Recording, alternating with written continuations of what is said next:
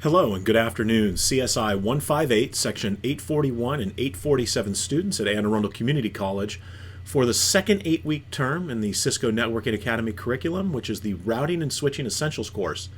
Today's PacketTracer tutorial will be on PacketTracer Activity 7.3.1.8, where we're going to configure RIP-v2 across 3 different routers and then confirm our configurations and take a look at the routing tables. So let's jump right in. First, we're going to use the appropriate command to create a default route on R1 for all internet traffic to exit the network through interface serial 001. And so if we hover over here, you can see that this is serial interface 001, and this is going to be the route that we advertise into RIP that will come over to router 2 and router 3, where they will then know if I need to get out of my local network. My default route is going to be over to router 1, and then it would go out serial 001. All right, so let's pull up our command line interface. So we're in user exec mode. We'll go to privilege exec and then into global config, where I'm going to go ahead and I'm going to add in my IP route statement now. We'll use the quad zeros, right? So my route to the default route is going to be out serial interface 0/0/1. And so I'm using a directly connected static route. And remember that there are 3 different types of static routes that we can use. You can use the directly connected static route, which is what we're doing here. I could use an IP address, which is referred to as a recursive static route. And again, we don't know the IP, but if it was, I could do 168.99.1 if that was the next hop IP out to the internet router.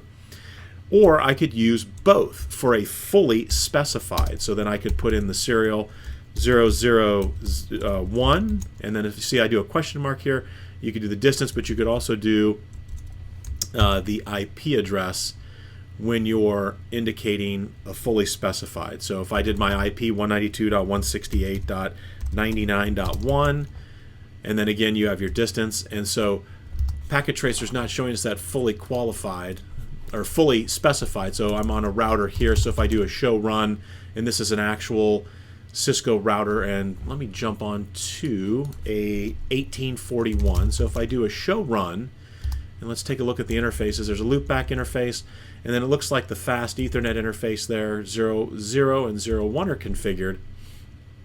So if I were to say, go into global config mode, IP route, and I'll put in a default route statement. And if I do the question mark, you can see we have far more choices than we do down below. So again, PacketTracer is fantastic at the CCNA level, and it's going to give us a lot of options that are going to be relevant to our course curriculum. But in the real world, there are far more options that you can choose from. So if I were to say the default route is going to be out fast Ethernet 0/1, and then I do a question mark, you could see here that I can also then add in an IP address, right? And so that would be doing the fully specified version of a default route. But here we're simply using serial 0/0/1. And so I'm going to hit enter, and then you see our completion percentage over here in the far right hand corner jump to 12, so we've done that correctly. All right, so let's configure on with our RIP-v2 configuration on router 1. So it says enter RIP protocol configuration mode. So it's simply router RIP. And you'll notice that when I do a question mark here, there is no other option behind router RIP. And so let's see, is this accurate? If I were to do that on an 1841 router, so if I do router RIP and then do question mark, that's it. So you'll notice if I were to do router EIGRP and a question mark, it's looking for an autonomous system number. If I did router OSPF and then a question mark, it's looking for the process ID. And what about router BGP? Again, looking for that autonomous system number. So this is what the curriculum is stressing, is that RIP, while not used extensively in the real world today, is a simple routing protocol to configure, right? Again, no autonomous system numbers, no process IDs, just simply router RIP. And so as you can see, I'm now in the router RIP configuration mode, and let's check on our tasks. So task C, it says use version 2. So for that, we would simply do, and actually let me back up and do a question mark. So here are the commands that are available within PacketTracer, and let's see if there's any similarity here. If I do a question mark, you can see quite a few options that aren't listed in PacketTracer, right? But again, let me drag this down. It is similar, right? So the address family, auto summary, and we're looking for version, right? So we're going to run version 2. So we would simply put in version 2. Configure RIP for the networks that connect to R1. Now, this is a statement where you need to think about it. So configure RIP for the networks connected to R1. So these are the networks that we want to have RIP running on. Now, my connection out to the internet, right, which I've set up as my default, do we want to run RIP on that interface? We don't, right? So we want to run RIP on the interfaces for the networks that are connected to us. So let's go ahead and we're going to say network 192.168.1.0 because we want to make sure we're advertising that network into the RIP routing protocol, and then network 192.168.2.0. Okay, and so we're advertising those two networks and those two interfaces that correspond to those networks will participate in the RIP routing protocol. Again, we wouldn't do that because we're assuming that this is the internet. So more than likely, this is going to be BGP in the real world, the Border Gateway Protocol, which is our exterior gateway protocol. RIP is an interior gateway protocol, and it's a distance vector interior gateway protocol that uses hop count as its metric. So again, we're only going to configure it on these two networks, and in fact, you'll notice in the diagram here, these are the only two networks that are listed. It doesn't actually show us the network here going out to the internet. So 192.168.1.0 and 192.168.2.0. So we'll slide back over. It says configure the LAN port that contains no routers so that it does not send out any routing information. And so while we've added the network for 192.168.1.0, because we want to make sure that network is advertised out to router 2 and out to router 3, if we think about it logically, again, there's really no need to have RIP queries and updates sent out to switch 1 and PC 1. So we're going to go ahead and turn RIP off on this interface, and this is interface Gigabit Ethernet 00. So while we're advertising that network out, and when we did this, it started the RIP routing process, and this interface is participating in the RIP routing process right now, what we're going to say here is we don't want that interface to send updates out. However, we're still advertising that network out to other routers. So I would say passive interface Gigabit Ethernet 0/0. And when I hit enter, all that's happening is updates are no longer being sent out this interface, gig 00. However, this network, right, that's behind that interface is being advertised out into RIP. And so this is some housekeeping here. Basically, best practice to say, I simply do not want RIP information being flooded out this interface or advertised out this interface here, gig 00, out to this network. However, I still want that network to be advertised out to the rest of the routers so that R2 and R3, their routers and their networks will know how to get to 192.168.1.0. Okay.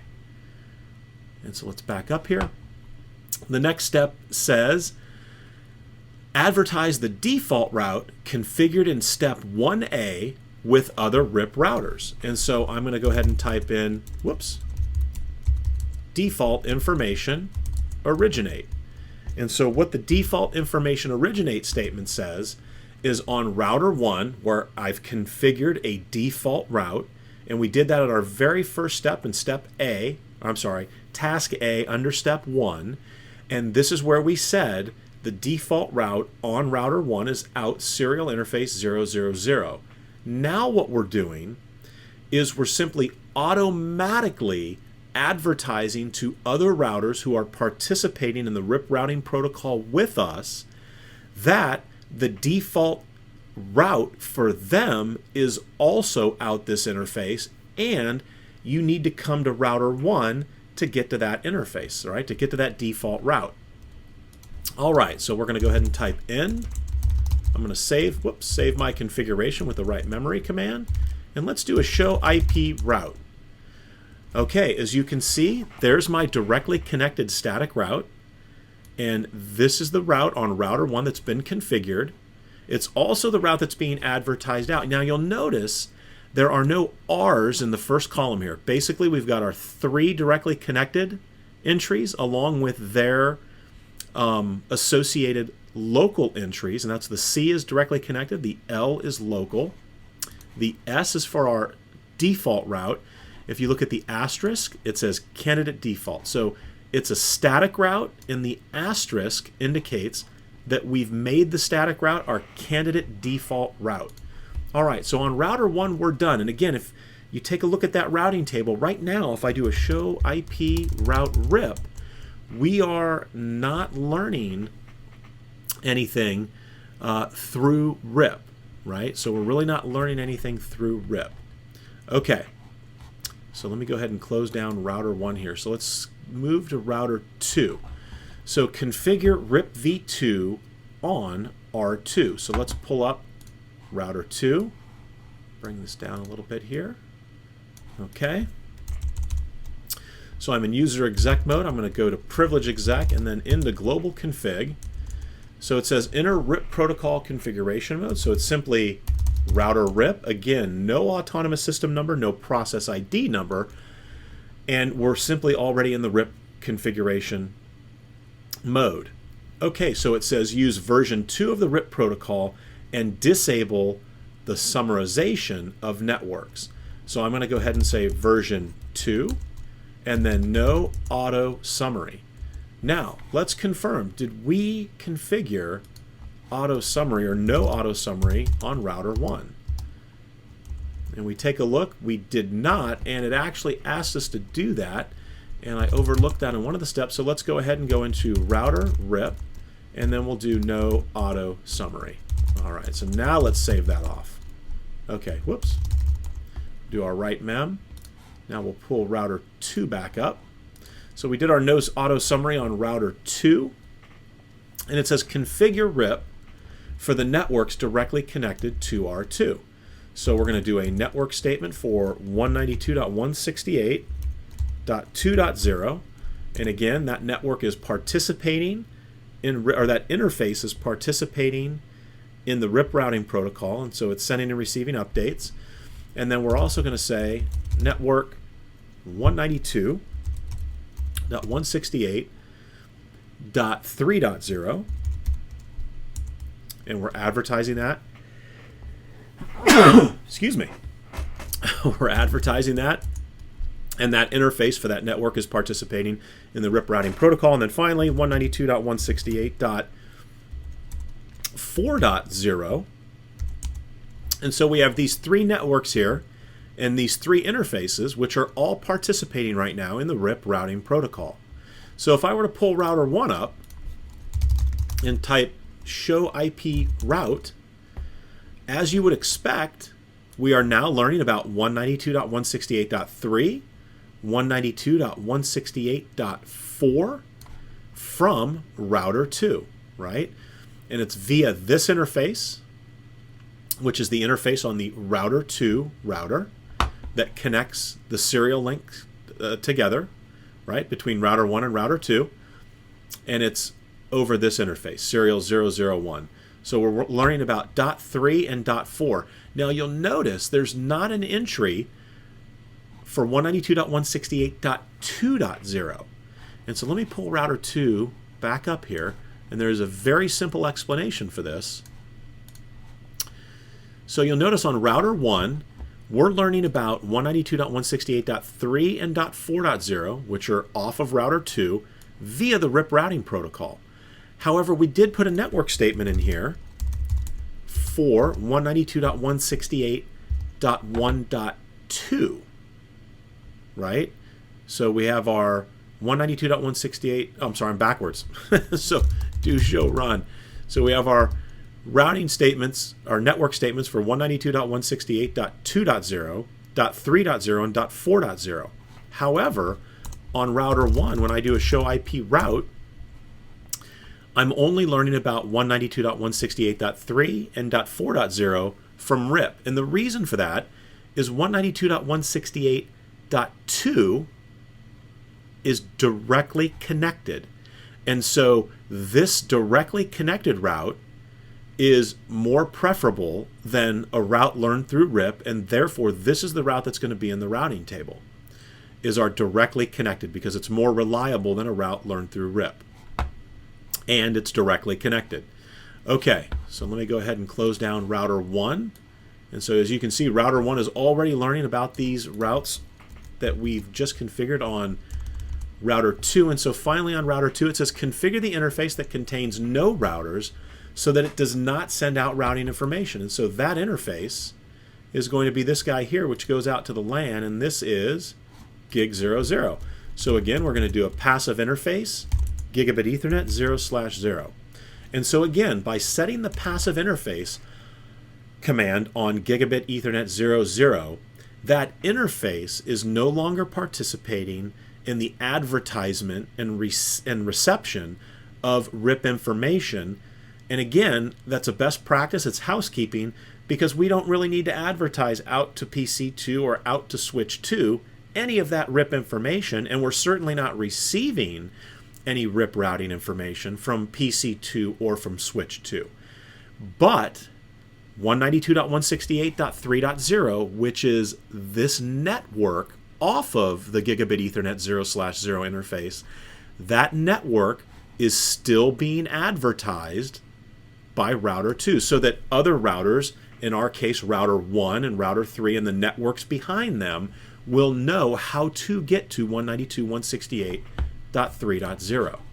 Okay, so I think we're good here. Let me take a quick look. Okay, so I'm going to type in end, and we're going to write mem. And so as you can see, we're 75 out of 100, so we're getting close. All right, now, step 3 basically says configure RIP v2 on R3, and it says just repeat exactly what you did for router 2, or the same steps, I should say. There'll be different configuration information. So again, from user exec into privilege exec, and then we're going to go into global config mode and into router RIP. So now we're in router RIP configuration mode. So now, interesting, let me go ahead and do a do show IP route. So as you can see, router 3 right now only sees 2 networks. And it sees the network that it shares with router 2, right? The directly connected network here across the serial link. And it sees the network out its gig, and I'm going to assume this is going to be gigabit Ethernet 0/0, right? Because it shows it down here, which is the network 192.168.5.0, which is out here behind it where PC3 and switch 3 sit.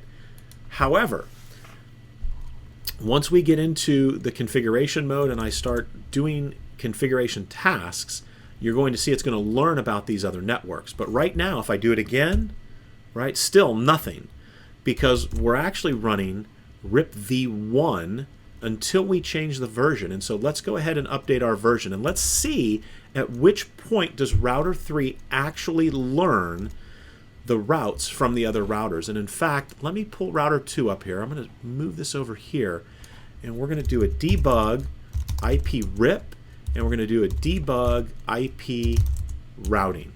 All right, so we should see some information here, and I'm going to slide this guy over, and we're going to see this real time. Bring router 2 up and router 3. Whoops. I'm going to shrink that a little bit. So we're looking at router 2 and router 3. So you can see that it's building updates. This is router 2. So router 2 is sending its updates, right? It's building its update entries for all of its networks. And it's also receiving updates. But right now it's only receiving updates from 192.168.2.1 on serial 000. And that's this network here. So we know we're receiving updates from router 1. And if we come back and take a look, the only updates that we're receiving, you can clearly see we are receiving our default. Remember that we did that default information originate, right? So we're advertising that static route, and that tells us that, hey, that static route is going to be out the interface 192.168.2.1. So it's going to have to come out this network, right? Or let me rephrase that. I'm stumbling here. So router 2 is picking up that default information originate. So it's picking up its default route. It's getting it from R1. And so it knows that its default route is going to be out R1. And then we're also learning about the 192.168.1 network. And so what's important there is, remember, we did a passive interface here, right? So we turned off this interface from participating in RIP. Now, it's not shutting the interface down.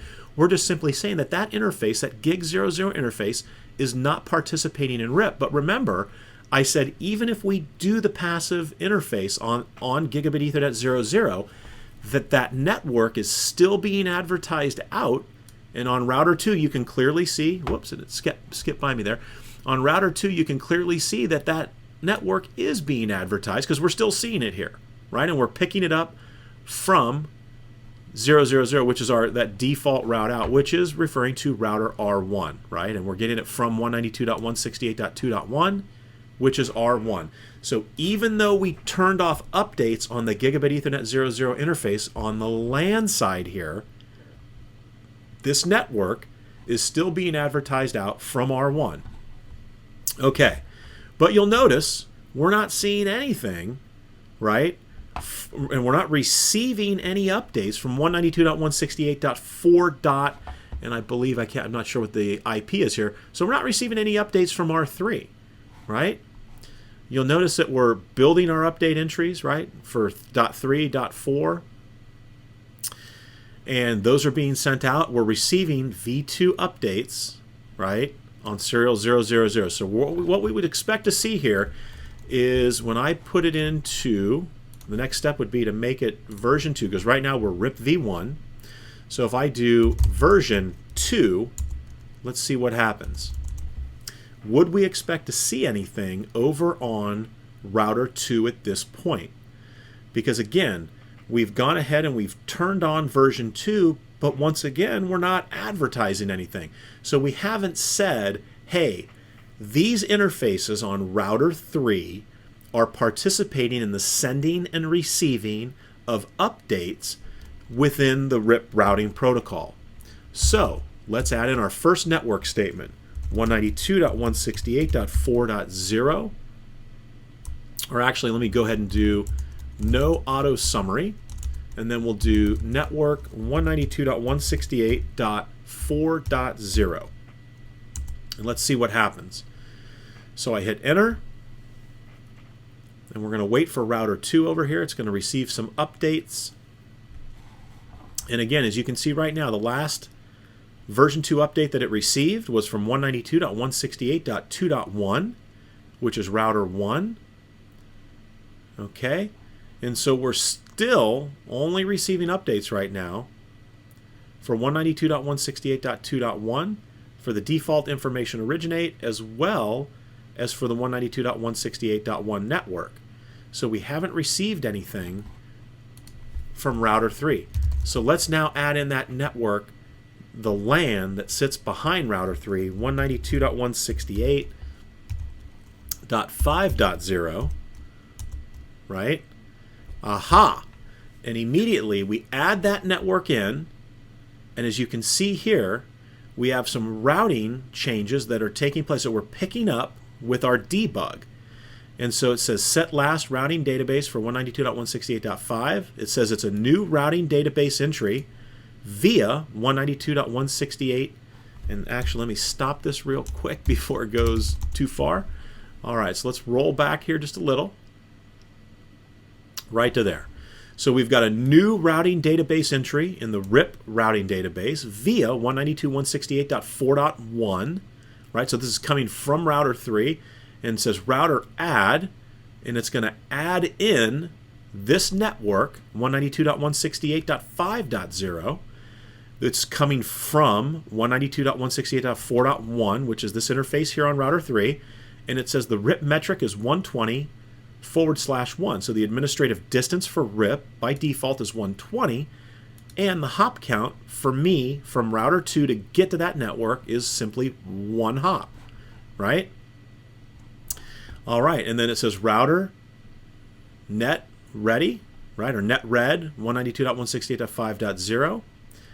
And now we're receiving updates from that interface, which is only 1 hop away. And so let's go ahead and do debug IP routing, and we're going to do debug IP RIP, and we're going to continue to let that run. Let me go ahead and make sure that we've done everything we need to here.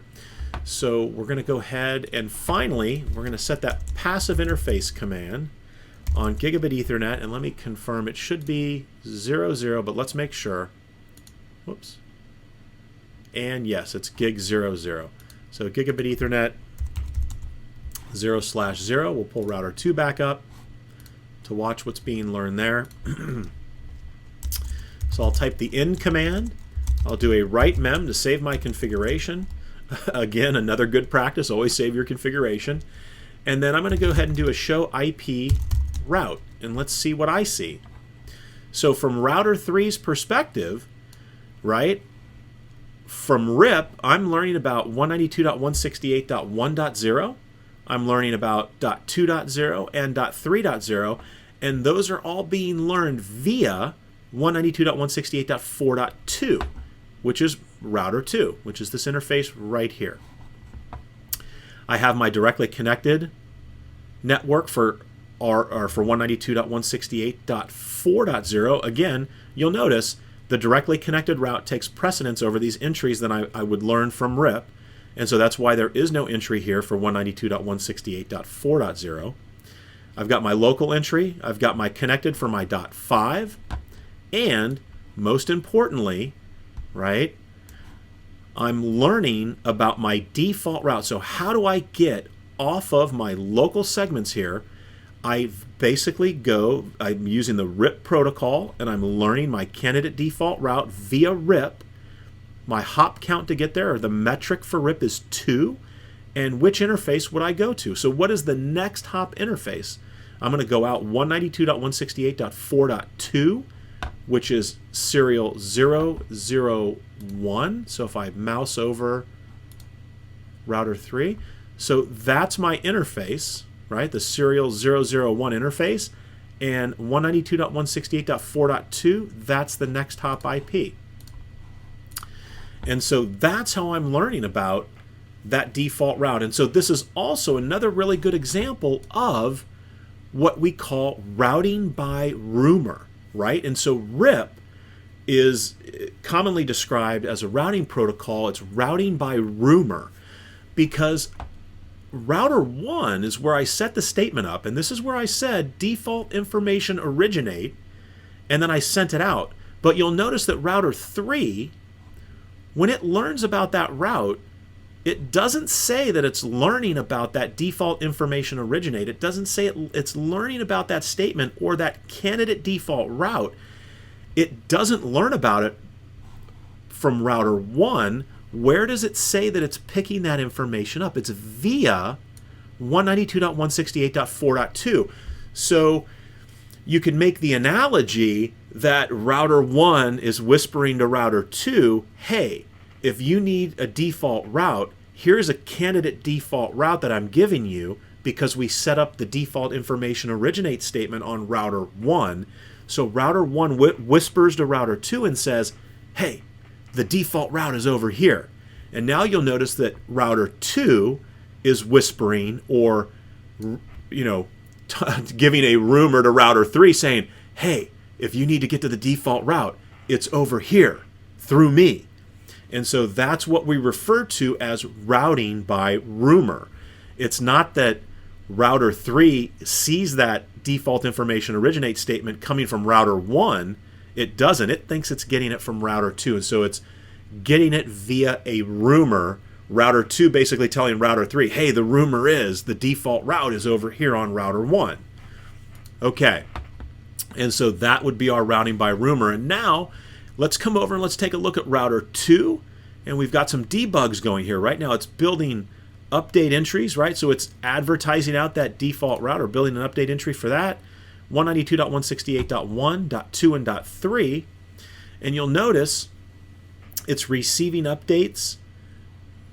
And it just jumped by me. It's receiving a V2 update, right?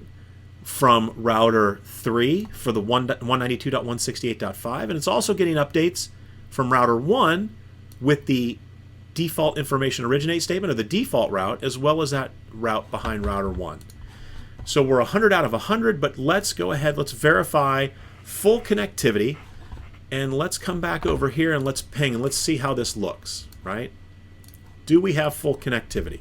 So I'm going to try to ping that web server, which is 64.100.0.10. Now, before I hit enter here, PC3 is way over here on the 192.168.5 network. When I ping all the way out to this web server, chances are there's going to be some ARPing involved. So we would expect to see at least one, possibly two of these pings fail prior to, and there it is, we've got one, and it goes out, and again, some serious latency here going out to the internet, 79 milliseconds. And some may not consider that latency. We often joke that latency that high, it could be considered an outage as opposed to latency, but it's latency. Okay, and there we go. So router 3 can get out to the web server, and it's that default information originate statement and that static route on router 1 that are allowing that to happen. So let's check from PC2. Whoops, check from PC2 here, and let me go ahead and do a ping. And we're doing 64.100.0.10, and it immediately gets out there because router 2, right, now knows how to get out to that network from the ARPing that took place from router 3, and that had to transit router 2. And then finally, let's take a look at PC1, ping 64.100.0.10, and as you would expect, we've got lower latency, right? You'll notice the latency is about half of what it was over here on router 3. And whoops, I want to check PC2's latency. PC2's latency was still a little spotty. So 62, 63, so it's still less than router 3, but not much. And then router 1 is where, we're closest to that hop out here to the internet. Okay, so we've got full connectivity. Again, this is a fantastic packet tracer activity because these concepts that we just did here with RIP, these are going to become very important when we move into Chapter 8 and we start to talk about OSPF, right? And the advertising of a default route from a router and how to get out to the internet and how to share that with the other routers participating in that same OSPF routing area. All right, again, this has been Packet Tracer Activity 7.3.1.8. I hope this has been helpful. Enjoy the rest of your week, and I will see you on Tuesday evening.